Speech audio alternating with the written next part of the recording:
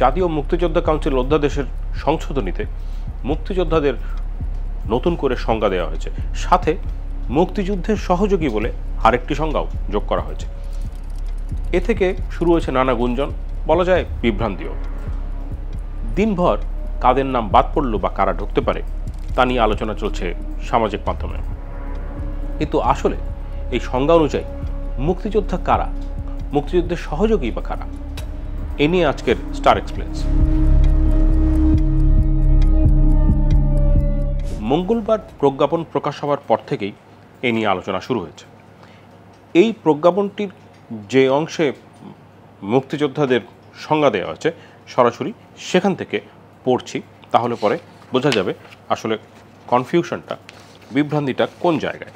Clause 2-এর sub clause 10 বীর মুক্তিযোদ্ধার সংজ্ঞা সেখানে আছে। বীর মুক্তিযোদ্ধা অর্থ যাহারা 1971 খ্রিস্টাব্দের 26শে মার্চ হইতে 16ই ডিসেম্বর পর্যন্ত দেশের অভ্যন্তরে গ্রামে গঞ্জে যুদ্ধের প্রস্তুতি ও আভ্যন্তরীণ প্রশিক্ষণ গ্রহণ করিয়াছেন, এই গেল একটা গ্রুপ। এবং যে সকল ব্যক্তি মুক্তিযুদ্ধে অংশগ্রহণের লক্ষ্যে বাংলাদেশের সীমানা অতিক্রম করিয়া ভারতের বিভিন্ন প্রশিক্ষণ ক্যাম্পে তাহাদের নাম অন্তর্ভুক্ত করিয়াছেন, এই গেল দুটো গ্রুপ। দেশের ভেতরে যারা প্রশিক্ষণ নিয়েছে মুক্তিযুদ্ধে জয়েন করবে সেই নিয়ত করে, সেই নিমিত্তে, অথবা মুক্তিযুদ্ধে যোগ দেওয়ার জন্যে সেই উদ্দেশ্যে বর্ডার ক্রস করে ভারতে গিয়ে সেইখানকার ট্রেনিং ক্যাম্পে যোগ দিয়েছিল এবং সেখানে ট্রেনিং ক্যাম্পে রেজিস্টার করা আছে তার নাম, এই আরেকটা গ্রুপ। এবার থার্ড গ্রুপ, বাংলাদেশের মহান স্বাধীনতা অর্জনের লক্ষ্যে পাকিস্তানের বিরুদ্ধে যুদ্ধে লিপ্ত হইয়া হানাদার ও দখলদার পাকিস্তানির সশস্ত্র বাহিনী এবং তাদের এই দেশীয় সহযোগী রাজাকার আলবদর আল শামস, তৎকালীন মুসলিম লীগ, জামাতে ইসলামী, নিজামে ইসলাম এবং দালাল ও শান্তি কমিটির বিরুদ্ধে মুক্তিযুদ্ধে সক্রিয় অংশগ্রহণ করিয়াছেন, এইরূপ। তাহলে গেল এই তিনটা গ্রুপ। এইরূপ সকল বেসামরিক নাগরিক, তার মানে যারা সামরিক বাহিনীতে নেই, নন মিলিটারি, সিভিলিয়ান বলা যায়, বেসামরিক নাগরিক, উক্ত সময়ে যাহাদের বয়স সরকার কর্তৃক নির্ধারিত সর্বনিম্ন বয়সের মধ্যে, সরকার কর্তৃক নির্ধারিত যে প্রেসক্রাইব বয়স আছে মিনিমাম এতটুকু হতে পারবে, এর নিচে গেলে আর মুক্তিযোদ্ধা হিসেবে গণ্য করা যাবে না, সেই বয়সের মধ্যে যদি সেই সময় কোনো সিভিলিয়ান থাকে, যারা এই তিনটা গ্রুপের যে কোনো একটা কন্ডিশন ফুলফিল করে, তাহলে তারা মুক্তিযোদ্ধা হিসেবে গণ্য করা হতে পারে তাদেরকে। এটা গেল একটা। এরপরে সেমিকোলন দিয়ে লিখছে, এবং সশস্ত্র বাহিনী, ইস্ট পাকিস্তান রাইফেলস, পুলিশ বাহিনী, মুক্তি বাহিনী, প্রবাসী বাংলাদেশ সরকার ব্র্যাকেটে মুজিবনগর সরকার ও উক্ত সরকার কর্তৃক স্বীকৃত অন্যান্য বাহিনী, নৌ কমান্ডো, কিলো ফোর্স, আনসার সদস্য এবং বাংলাদেশের নিম্নবর্ণিত নাগরিকগণ বীর মুক্তিযোদ্ধা।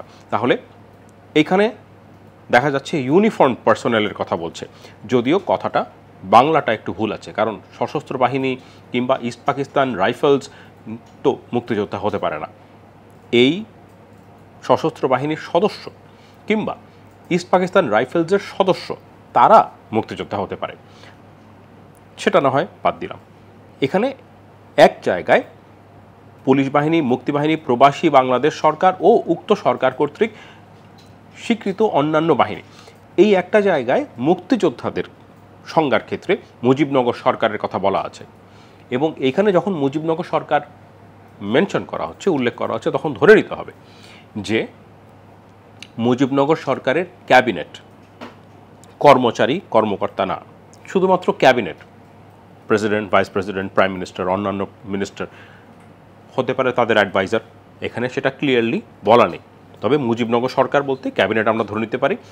এবং একই সাথে এখানে একটু বিভ্রান্তির ব্যাপার এইরকম যে অন্যান্য আর্মড ফোর্সেসের মাঝখানে হুট করে মুজিবনগর সরকার ঢোকানো। আচ্ছা, তো ওই তিনটা গ্রুপ, তারপরে যোগ হলো আরও একটা ইউনিফর্ম পার্সোনেল এবং তার সাথে যোগ হলো মুজিবনগর সরকারের ক্যাবিনেট।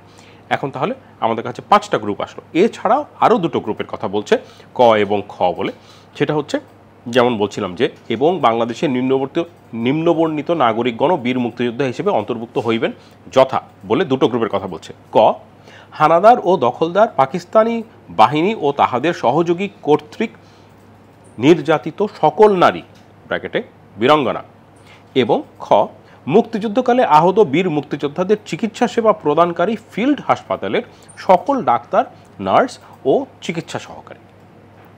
এই তাহলে গেল 7 রকম গ্রুপের কথা।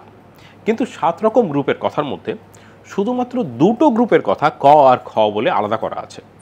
বাকি 5টা গ্রুপ কিন্তু একটা বড় প্যারাগ্রাফের মধ্যে এবং এমনভাবে লেখা যেটা সাধারণ মানুষ স্বাভাবিকভাবে একবার পড়লে পরে বোঝার কোনো উপায় নাই এবং অনেকটা যারা এটা লিখেছেন তাদের মনের ভেতর ঢুকে তাদের উদ্দেশ্যটা বুঝতে হবে যে তারা কাকে কাকে এখানে বোঝাচ্ছেন।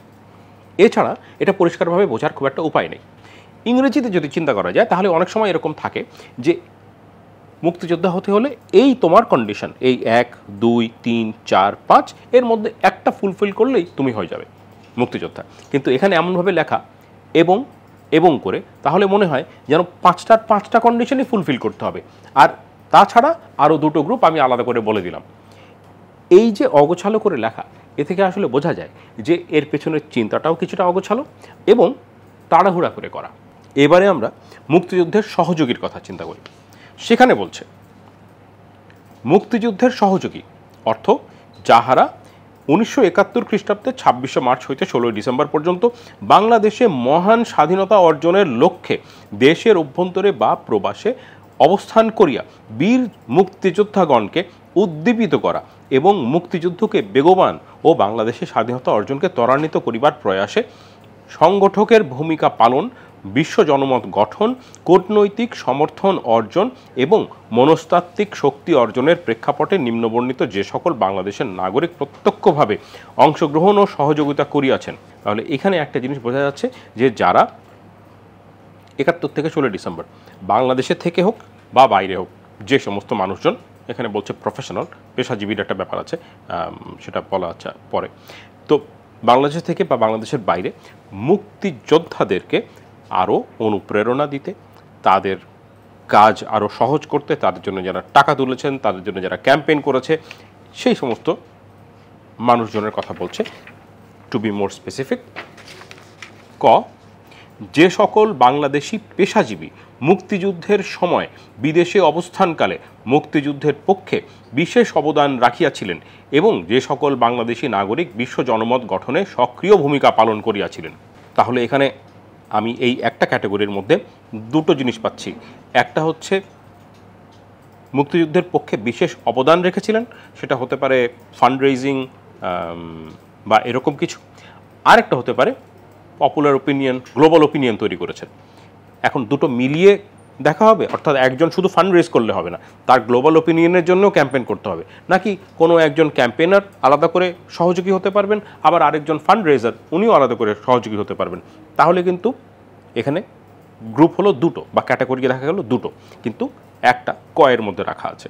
খ যে সকল ব্যক্তি মুক্তিযুদ্ধকালীন গঠিত প্রবাসী বাংলাদেশ সরকারের, মুজিবনগর সরকারের অধীন কর্মকর্তা বা কর্মচারী বা দূত এবং উক্ত সরকার কর্তৃক নিয়োগপ্রাপ্ত ডাক্তার, নার্স বা অন্যান্য সহকারী হিসেবে দায়িত্ব পালন করিয়াছিলেন।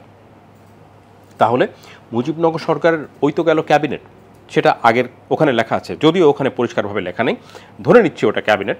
আর তাহলে এইখানে আছে মুজিবনগর সরকারের অধীনে যারা বেতনভুক্ত কর্মচারী বা ওই সরকারের যারা তাদের কর্মকর্তা এবং কর্মচারী ছিল, তাদের অ্যাপয়েন্টমেন্ট পাওয়া লোকজন, সেটা অ্যাম্বাসাডার, ক্যাবিনেট সেক্রেটারি হতে পারে, বিভিন্ন সেক্রেটারি ছিল, বিভিন্ন কর্মকর্তা ছিল, তারা এর অন্তর্ভুক্ত। এবং এরা হচ্ছে আরেকটা গ্রুপ যাদেরকে বলা যেতে পারে মুক্তিযুদ্ধের সহযোগী।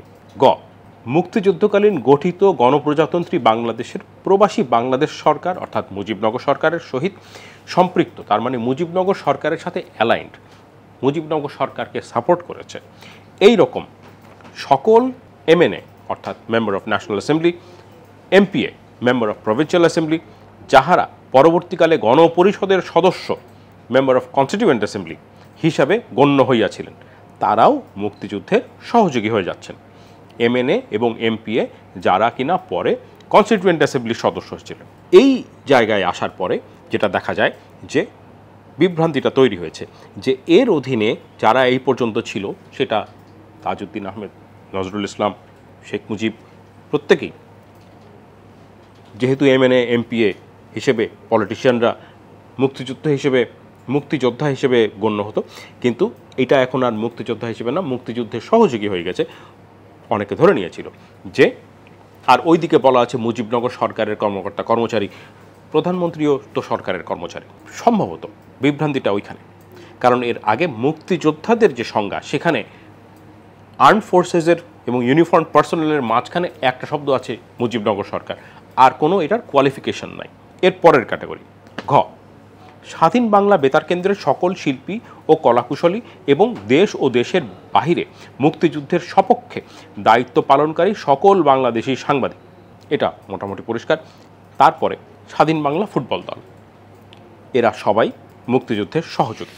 কিন্তু প্রথমেই এখানে যখন বলা হচ্ছিল যে সেই সময় এখানে লেখা আছে যে 26 মার্চ থেকে 16 ডিসেম্বর পর্যন্ত বাংলাদেশের মহান স্বাধীনতা অর্জনের লক্ষ্যে দেশের অভ্যন্তরে বা প্রবাসে অবস্থান করে বীর মুক্তিযোদ্ধাদের উদ্দীপিত করা ইত্যাদি ইত্যাদি কাজ। এখন বাংলাদেশের অভ্যন্তরে যারা আছেন তাদের কিন্তু আর ফার্দার ডেফিনেশন এই যে ক খ গ ঘ উ এর মধ্যে আর নেই। কতে বলা আছে যে সকল বাংলাদেশি পেশাজীবী মুক্তিযুদ্ধের সময় বিদেশে অবস্থানকালে, যে সকল বাংলাদেশি নাগরিক বিশ্ব জনমত গঠনে। এখন দেশের ভিতরে থেকে কারা মুক্তিযুদ্ধে সহযোগী হতে পারবে তা কিন্তু আর এখানে আলাদা করে বলা নেই। এই 5টা যে গ্রুপ আছে তার মধ্যে একটাও বাংলাদেশের ভিতরে থেকে আমি মুক্তিযুদ্ধের সহযোগী আর হতে পারছি না, যদি না আমি এমপিএ এমএনএ হই, যদি না আমি মুজিবনগর সরকারের কর্মকর্তা হই, না হয়তো বিদেশে বসবাসরত প্রফেশনাল হতে হবে, না হলে স্বাধীন বাংলা বেতার কেন্দ্র অথবা ফুটবল দল, এছাড়া হওয়ার উপায় নেই। এর আগের যে আমরা সংজ্ঞাটা দেখেছি যে মুক্তিযোদ্ধার সংজ্ঞা, সেইখানে পরিষ্কারভাবে এই যে এবং করে লেখা, তাতে দেখা যায় যে যদিও অনেকগুলো গ্রুপের কথা লেখা হচ্ছে, অনেকগুলো গোষ্ঠীর কথা বলা হচ্ছে, সেখানেও কিন্তু আসলে পরিষ্কার করে বলা হয়নি যে এই হচ্ছে স্পেসিফিক গ্রুপগুলো।